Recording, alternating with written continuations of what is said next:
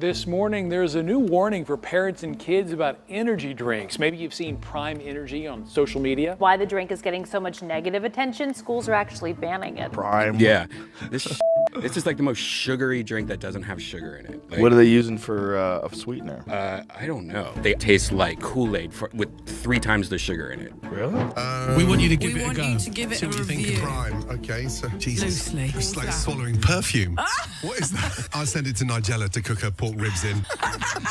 Would you serve that at the Savoy? What would your sommelier make of that? Yeah, no, I'd get fired. Logan Paul, KSI Coca-Cola, even Messi.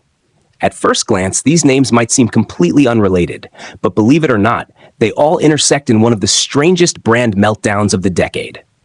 Prime Hydration. Once celebrated as a billion-dollar juggernaut ready to shake up the beverage world, Prime, the brainchild of Logan Paul and KSI, hit the scene like a storm. Store shelves wiped clean. Backed by Haaland, a viral hit with Gen Z, its value skyrocketed into the billions. At one point, people genuinely believed Prime could go toe-to-toe with Coca-Cola, but in just under 3 years, that dream crumbled, fast. The brand was bombarded with allegations of harmful ingredients, lawsuits from multiple states, and a string of PR disasters involving football icons. Messi walked away. Ronaldo snubbed the drink in front of millions. As the fame started to fade, the cracks began to show. Sales plummeted by over 90%. Consumer trust? Gone. And now, Prime sits forgotten on Walmart's clearance racks. A leftover from a marketing frenzy that burned too bright, too fast. Honestly, by the time we break this all down, you might wonder if Prime is even worth $10 million today. So what happened? And is there any hope left for Prime to bounce back from the brutal year it just endured? Let's kick off with the numbers, the cold, honest ones. Back in 2023, Prime wasn't just another electrolyte drink. It was a cultural tidal wave. It was in gyms, schools, UFC cages, and stadiums. Thanks to influencers like MrBeast and athletes like Adesanya, the hype was so intense that people were collecting bottles like limited edition sneakers. For Logan Paul and KSI, this brand was everything, especially Logan, who made it clear that becoming a billionaire was his ultimate goal. And Prime? That was supposed to be his express lane to fortune. The plan was obvious. Take on Gatorade, Powerade, and Body Armor head on. Grab market share, make enough noise to attract a buyout from a beverage giant. Had it worked, Prime would have become a staple in the industry. And Logan and KSI, who reportedly hold major stakes, would walk away with hundreds of millions, possibly even billions. Consider this. By 2025, Logan's net worth crossed $150 million. If he does own around 20% of Prime, then to make that math work, Prime would have needed a $5 billion buyout, and Logan did everything he could to push it, slapping Prime branding everywhere. He even used his wife's pregnancy to promote a new product line called Lunchly. But let's be real. At this point, no amount of stunts or influencer marketing seems enough to save Prime. If Prime were a rocket, it's now in freefall with no parachute. Honestly, even Michael Jackson's moonwalk doesn't compare to Prime's backward slide right now.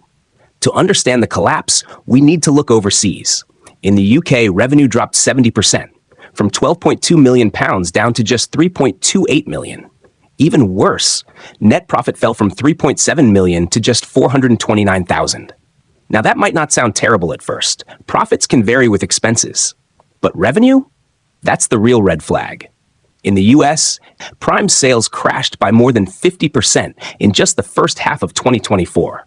Globally, they've lost 92% of total revenue in less than 2 years. That's one of the sharpest declines in the food and beverage space ever. Prime's team tried to brush it off as a natural correction after a hype-fueled boom, but then came the lawsuits, and everything changed. From the outside, this raised serious concerns. Why would a major company invest in something spiraling downward, especially when safe bets like Gatorade and Body Armor continue to grow? Take Body Armor. It didn't explode overnight. It built steadily over 7 years.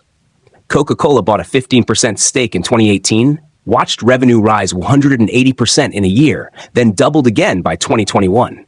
Eventually, Coca-Cola bought the remaining 85% outright, from $200 million to $450 million, then $700 million, and now $1.1 billion in revenue. Coca-Cola's distribution machine took it to the next level. Prime, on the other hand, was never really about the drink. It was a product built on Logan Paul's face, not on a strong formula or lasting quality.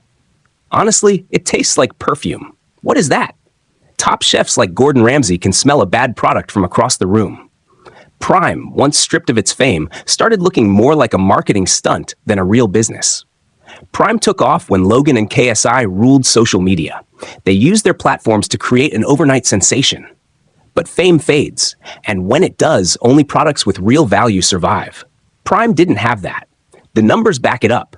Retention rates are awful. Average customer spend has nosedived. New buyers are almost non-existent. Why? Simple. People tried Prime and didn't like it. Once the curiosity faded, they went back to trusted names like Gatorade and Body Armor. Worse still, Prime had no real marketing strategy. When was the last time you saw a Prime ad on TV, a billboard, or anywhere outside of Logan's content? Exactly. It was all influencer-driven. But here's the truth. Influencers can't hold the spotlight forever. Once they move on, so does the audience. Sales dry up, retailers stop restocking, and the whole thing collapses. Then came the lawsuits. First, the caffeine issue. Prime Energy was marketed toward kids, but packed with caffeine. Then came a $67 million lawsuit from Refresco, their manufacturing partner. Refresco says Prime broke their supply contract, bailed on minimum orders, and didn't pay penalties. This lawsuit alone could empty Prime's pockets and scare away every serious investor. Next, lawsuits over misleading caffeine content. Prime claimed 200 milligrams, but tests showed up to 225 milligrams. Small difference? Maybe. But in this industry, that's false advertising, and it opens the door for a wave of nitpicky lawsuits. Another case says Prime's labels don't clearly list calories or electrolyte info, a huge mistake in today's health-conscious world. This tastes like medicine. Prime has millions of customers, yet somehow not a single verified review on their website. Why? Instead, Logan Paul tries to play expert. Constant YouTube videos, constant self-praise. He brags about state-of-the-art factories and FDA compliance. Sure, Prime batches go through quality checks, but despite all the noise, the sales aren't returning, and the lawsuits keep stacking up. Another one. Agana, a raw materials supplier, is suing Prime for $13 million. They say Prime never paid for placed orders. Prime is countersuing, saying the ingredients were subpar. No matter who's right, this is a bad look for a company already in trouble. Then there's the PFS case, toxic chemicals found in Prime's grape flavor. PFS is flagged by the EPA as a long-term health risk. Prime is trying to dismiss the case, but it's still moving forward. Even more lawsuits accuse Prime of marketing its energy drink loaded with caffeine to kids. The packaging for their hydration and energy lines looks nearly identical. Tons of kids have accidentally consumed the wrong one. That's not just shady, that's dangerous. And legally, it could be seen as reckless conduct. It's colorful, it's bright, and famous people promote it, so everyone believes it's fine. Finally, the Olympic scandal. Prime released a Team USA bottle featuring Kevin Durant without permission to use Olympic branding. The US Olympic Committee sent a cease and desist. Prime ignored it, they got sued, and settled. Quietly. Let's be honest. If they had won, Logan Paul would have shouted it from every rooftop. Instead of fixing these issues, Prime doubled down with arrogant marketing. Logan Paul, even Missabeast, openly mocked competitors like Gatorade, Liquid IV, and Lunchables. Gatorade? Garbage. But it's not about rivalry. It's about attitude. Strong brands don't need to trash others. Even health experts are calling them out. If a parent asked me, I'd never recommend this drink to their child. The claims don't even make sense. Liquid IV has 870 milligrams of electrolytes.